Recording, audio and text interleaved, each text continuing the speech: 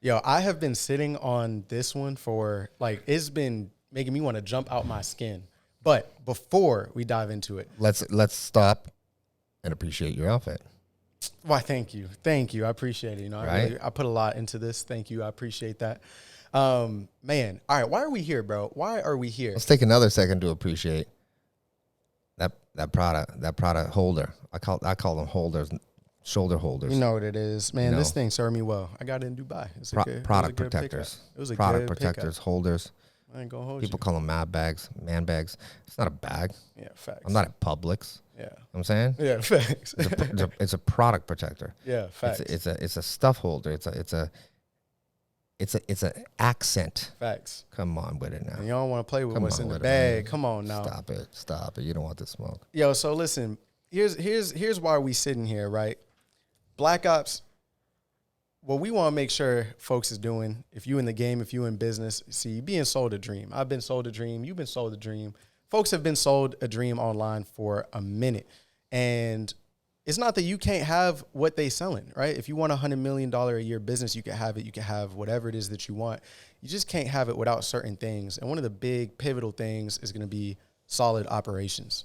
And that's not something people talk about because it's not sexy, right? Not sexy. So we're talking about everything that you need to operate at a high level, all right, that people don't speak on. And to that point, right, one of the big things that's going to contribute to how you operate in your business is going to be team. And we have a lot of experience building teams. And there's something that we're looking into doing and that I'm looking into that is kind of, you know, we talk a lot about vertically integrating, right? And it's a beautiful concept having the whole ecosystem of what you need to go to market with your product. But on the team side of that, right, there's a piece of that puzzle that can arise where you have A players, you got your rock stars, you got your folks that you can rely on, and you start thinking to deploy them in different areas than where they've been, right? And I know that you have some thoughts on that, potentially some experience. What are your thoughts on taking that approach? Should you be keeping somebody in one ecosystem, one business, one brand, or is it okay to kind of blend a bit and move them around as you need? Answers both. The also answer that I am doing now is try to keep it in one thing. Try to keep it in one thing and build pods around stuff that are specialized in a particular thing. Dive into that. What's the benefit of that pod approach? And what does that look like? Well, let's, you know, we've done both things, and sometimes we've been like, yo, I got equity in this business, and you're the best at ads, and you're this, you do this. Okay, like that's loan funding business, and I'm an expert at e-com ads. Like it's not exactly going to turn the same, and I'm busy with this and that. Like now you're splitting people, even though their skill sets could be utilized in multiple situations, but you're not diving into one thing with one process and one team. You're splitting yourself. You're splitting your team management. And by you, I mean like the people you're putting in the situation, right?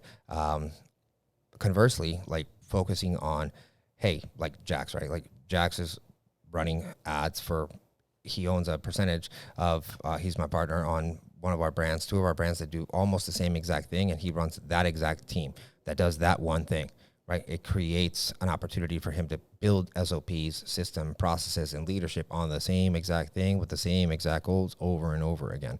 And so that is how we look at things now. I like it.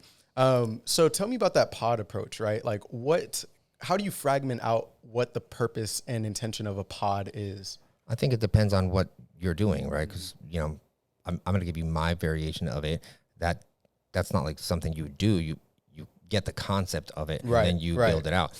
You know, so for pods, right? Like in a lot of the brands that we have, there's a leader, operator. Operator has like people under that. They're like doing, you know, tech or like customer support, management, whatever. That becomes like this little pod that does these three things, and it's led by, on a marketing effect, you can have like the funnel guy, the copywriter, the media buyer, the video editor for those ads, the guy that shoots it, which would be the video guy, and then the editor.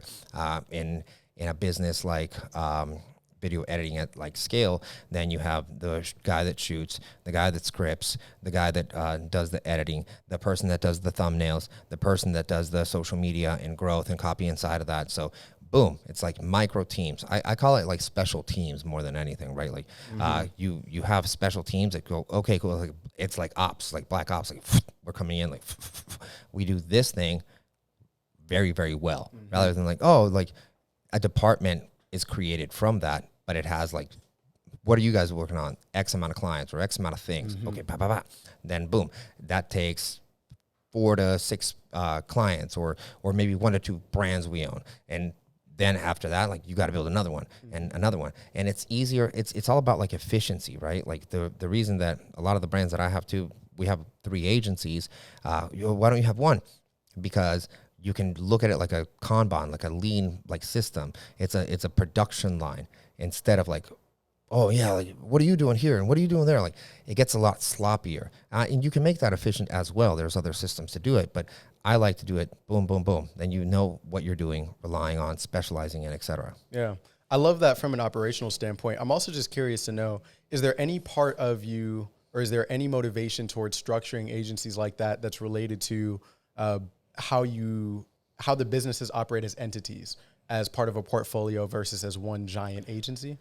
On a portfolio level, it's easier to make $1 million EBITDA 5 times than 5 million EBITDA once on an agency side, right? Because with an agency, like specifically talking about that, let's say you have your funnel and ads agency, whatever, and that's $1 million EBITDA, right? If you wanted to look at it on the sales side, content marketing, distribution, social, boom, another $1 million. E-commerce side, boom, boom, another, like local, boom, boom.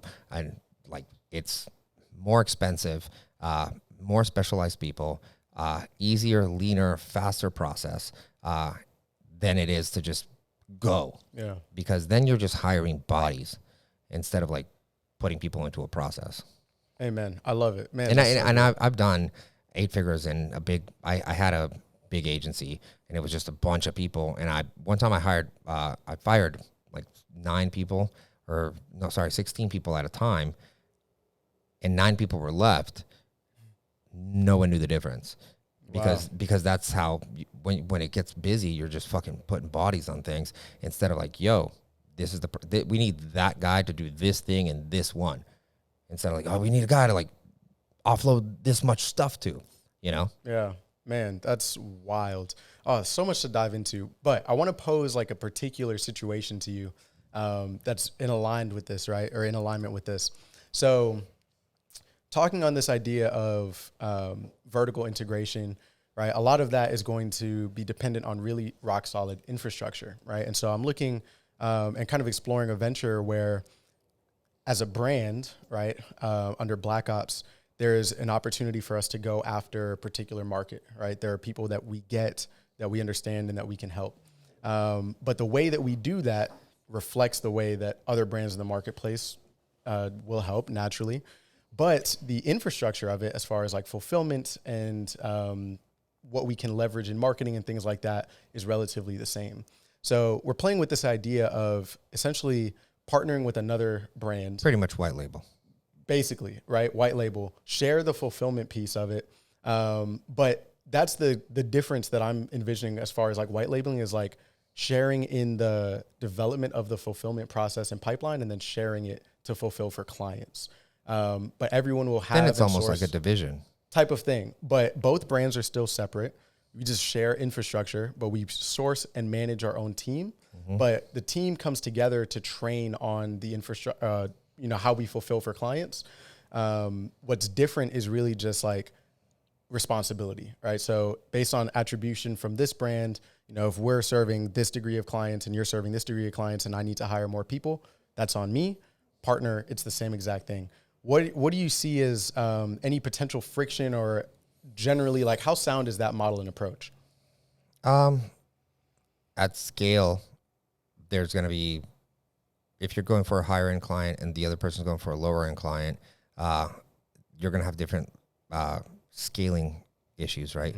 So it'll become a separate company at the end of the day when it starts to scale, because you can use it to use the SOPs, the systems, the processes to the beginning. But let's say I'm making arbitrary numbers up, like one person charges 5,000 and one person charges 500, right? You need more people for the 500, maybe less equipped skill wise than the 5,000, right? But you're working on a volume game, and if you have to make a volume game work for that scale, and so you're gonna have more bodies fulfilling, and that person's not, and so at one point, the scalability is gonna be a lot different. Yeah. More for the lower ticket guy, because the higher ticket person is gonna be more equipped to hire a better person that can take on 3 people equal to, right? So let's say you're hiring, you need to make 3 hires, that person, or maybe 4, that person can make 1. Right. You know, and so the only problem that would happen is at scale, but it's also not a problem if you're just following those SOPs and that stuff. Because I think that launching it like that is a great play. Scaling it to the same capabilities is going to be a different animal. Yeah. And that's something that we've been kind of projecting down the line, is like, what does that breakup, so to speak, look like, with the intention of keeping it clean. But do you think that if there's alignment on like pricing and overall like offer, right? Not, messaging can be different, branding different. But if that approach is more or less the same, how do you see that shifting? I don't. If you do the same thing, but I hit only girls and you hit only guys, it's fine, right? If you hit pretty much the same kind of audience with the same pricing and the same thing, then it just becomes a division, which is great, because then you can use the concept of like almost like phantom equity, and like when it's time to roll them up, you can share in that opportunity to make it even bigger of a sale. That's amazing. I love it. Beautiful. Yeah, we were thinking about it.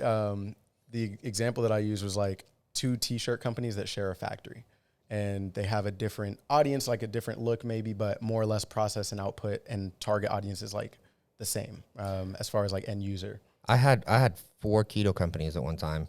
I had a fat guy that got skinny, I had a black guy, I had a scientist, and I had a guy on TV. Wow. And I had the same team doing all of them. At the same exact time? At the same, 4 out of 5 of the biggest keto offers when keto was hot were me. Wow. Yeah. Amazing. Dang. So this reminds me of like this approach or this model that we're starting to see where brand, or particularly like an operator, will partner with a creator to develop an offer, and the creator will pretty much leverage all of their audience for distribution, and then this operator will build and support the fulfillment of the actual business that they can build together. Alani Nu is a huge drink company. They're in Target, they're all these things. They own Prime. It's the same thing to a different audience. Yeah. Do you see that as a play that would be wise to explore, 2024 and beyond in the service space? I ran that since 2016. Partnering with folks in that way. Yeah, they were influencers before they were creators, but yeah, I had 4 supplement companies. I had 2 of them with people that actually hated each other, and the internet was like, I'm not gonna say who, but and we were laughing. It was like, we own both. Wild, so wild, man. My goodness. Because I always look at it as like, how do I do the same thing more? Right. And if you look at it as an agency does the same thing for money. I don't want to do the same thing for money all the time. I want to do the same thing for equity. Right. On particular kind of projects and stuff like that, right?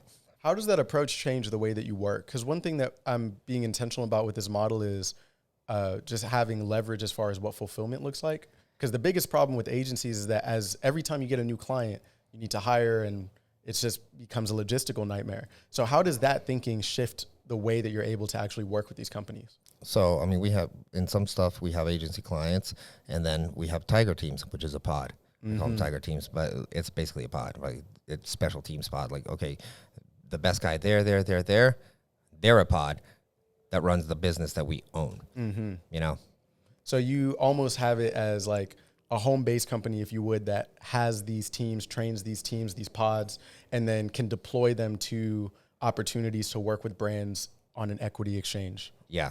Gotcha. In the same exact verticals, in the same exact niches, not like, oh, we'll take a wallet business and a vodka brand and a nightclub. Like that's just convoluted. You're just an agency again. And you can if you want to, but we take we have blue collar stuff that we have equity in and keep going into that. We do very little e-com. If it makes sense, we'll do it. And we have like one or two, and that's another team completely, right? And stuff like that. Mostly the other side of it is taking on clients. But when it comes into like partnerships, it's that team, and that team builds their team. Mm-hmm. Do you think that approach of having kind of like your team available and ready for deployment, do you think that that plays the same out when you're doing it as a business versus as like a private consultant, right? Like, would it be wise or advisable for somebody that's coming in as an individual, so to speak, to have teams that they deploy to actually fulfill on parts of shifts that need to happen in businesses that they work with? I mean, it's pretty much an agency. Yeah. Or it is like a, install and deploy kind of like it's efficient models, right? Like we're going to install our setting system model into this. We're going to install our content marketing model and our setting system model and train your team to do that. It's like almost like licensing your IP by installing it with your team. I love it. Yeah, I think that's the play that we're leaning into, is taking that approach, and I'm super excited about it. I like it because it's a grown up play. It's not, you're not talking to like, oh, I just want to make money online. Guys that want that, they're like, hey, we need this, right? And if you look at it's an operating system, right? Like if you look at scalable.co, like Ryan Dyson, those guys, they have an operating system. It's a pattern and a process that produces often to a particular amount of sectors or industries or niches the same result. Right. A predictable result. At the very least, you have a floor. Gazelles, like the book Tractions, written by, I don't know if it's Gino Wickman or whoever, but like they have the Gazelle operating system, right? Like it's a system and a process that works on these particular things with this model to boom, boom, boom. And they license that. You can get certified by it, and like you can go teach it. Mm-hmm. Man, I love that. Well, that's the play. Yeah, the leverage and just having this efficient offer. Number one, just the margin that it gives you. But then number two, like the low overhead that you have, not just like financially, but from a labor perspective, to actually be able to deliver and deploy and get your clients those results. Super appealing. The only caveat to that is you actually got to be good at your shit. Amen. Oh, they don't want to hear that, man. They don't want to hear that. You could sell it to somebody. Right. But it ain't gonna last. If you, I FTC on you. I've known people. I've heard of people like, yeah, like they're doing this and this and this for me. I was like, oh, that's dope. Like, have they done it for themselves? Mm-hmm. No. Yeah. Like that's the biggest like flex that I always throw at people. I'm like, oh, I'm looking at this guy, that guy. Cool, man. Like, is he doing it today? Yeah. We own these shits today. Yeah, we own that. Like we're doing this. Like I'm right here, Or you can go to like Johnny Bullshitter that had a better Facebook ad and like is telling you like some free irresistible offer. Like nah. And the guys that are like super scaling that concept, you always got to wonder like, that's funny, man. Like you talk all this shit. Like, wouldn't you want to just continue to do it? Right. If you're him like that? Right. I'm trying to. At one point, we won't have, by 2025, we may not have any clients.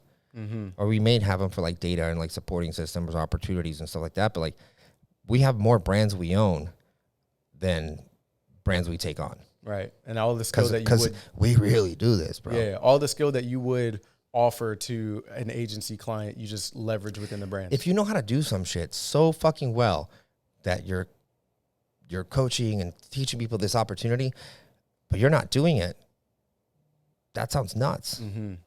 Why? Fuck. Sometimes, like, why would you even sell that concept? Right. Oh, it's because it makes more net faster. Because you don't know how to operate a business. Right. Pussy. Right. You could clip that shit. But that's exactly the dream that we talking about. That folks is out here being sold, and we here to make sure you ain't. But you're not keep buying it. You buy into a dream because you're buying into your fucking laziness. Yeah. Facts. You're buying into them teaching you something that's fast because you're not willing to fucking understand every single concept. Or at the very least, you feel like you're doing something. You're just like, oh, I could just pay this guy $10,000 and like, I'm going to get an agency in a box. Yeah. Only thing in a box is fucking Jack. I'm sorry. The agency in a box thing. Let me not. We could go on for another 4 days. We should do another episodes about that. We absolutely will. Yeah, we got a lot to spin the block on. I'm gonna hire people for you. I'm gonna run your ads. I'm gonna sell people for you. I'm gonna do everything. And it's gonna be on my ad spend. Bro, why don't you just take on the client then? Right. You fuck. What is I'm still trying to wrap my mind around it. Build a monster portfolio then, dude. Yeah. No, I'll do it for you. Like, why? Yeah. I wonder, it probably is just like an additional deployment of infrastructure there, where it's just like leverage our infrastructure, we'll do everything. But like, what is the cash flow opportunity in that? Yeah. Immediate, you know, like If anything, it's better. Like, it's a bullshit dream. If anything, it'd be like, you can white label us, bring me more leads, and this is my price. Boom. Because you're bringing me scalability, potentially, depending on the price fees and like, you know, the delta on like what I want to make it. But the other thing is like a legitimate stupid. Yeah.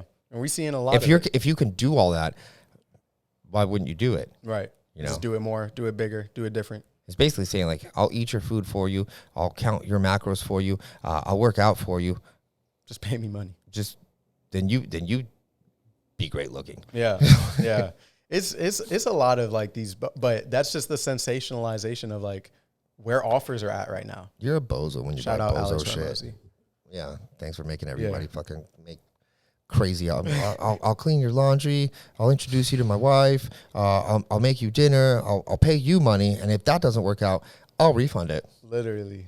Well, that's what comes with the game, but that ain't the game that we playing. We're on a different mission. But yeah, we got a lot to spin into next time. So catch it. Don't miss it. Black Ops coming out and giving you the sauce you need. Boom.